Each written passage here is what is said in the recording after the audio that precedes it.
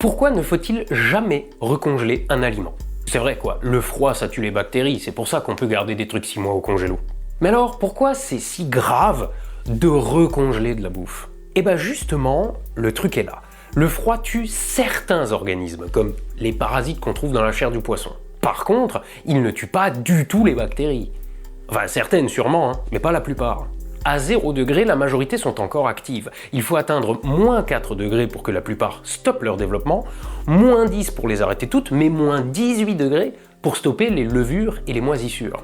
Mais surtout, il faut comprendre un truc, c'est qu'en situation optimale de température et de bouffe, une population de bactéries double toutes les 20 minutes. Considérant les limites d'accès à la bouffe quand il y a trop de monde au buffet, prenez une seule bactérie, laissez-la dans la bouffe pendant 24 heures et vous en retrouverez près de 70 milliards à l'arrivée. Donc imaginez, vous avez une pièce de viande que vous avez déjà manipulée, donc vous y avez apporté une population bactérienne, sans compter ce qu'il y avait déjà dedans. Dans un congélateur normal, prenez 3 bonnes heures pour geler votre viande à cœur. 3 heures pendant lesquelles vos bactéries ont encore le temps de se reproduire. D'ailleurs, on parle de congélation quand le gel est lent et surgélation quand, de manière industrielle, on refroidit la bouffe le plus vite possible, justement pour éviter ça. Et donc, le gel crée des cristaux de glace qui font éclater les cellules de votre pièce de viande. Mais les bactéries, elles s'en sortent à bon compte. Maintenant, vous décongelez votre barbac en la laissant tranquillement revenir à température sur la table de la cuisine pendant 3 heures de plus. La température qui augmente doucement, pour les bactéries, c'est le signal qu'il faut se goinfrer et se multiplier. Comme les cellules de la viande ont éclaté, il y a de la bouffe à pas savoir quoi en foutre. Pour les bactéries, c'est la fête du slip. Mais au bout de 3 heures de décongélation, Tata Simone vous dit que bon, finalement elle viendra pas manger.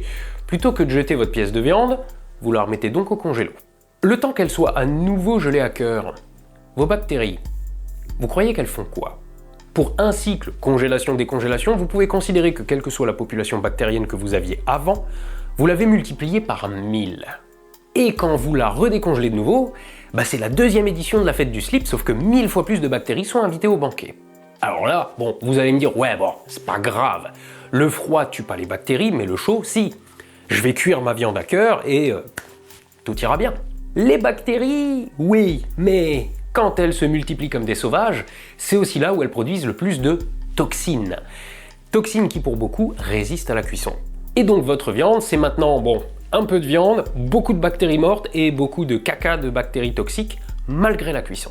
Donc ne recongelez pas votre bouffe. Et considérez que le froid met en pause le développement bactérien.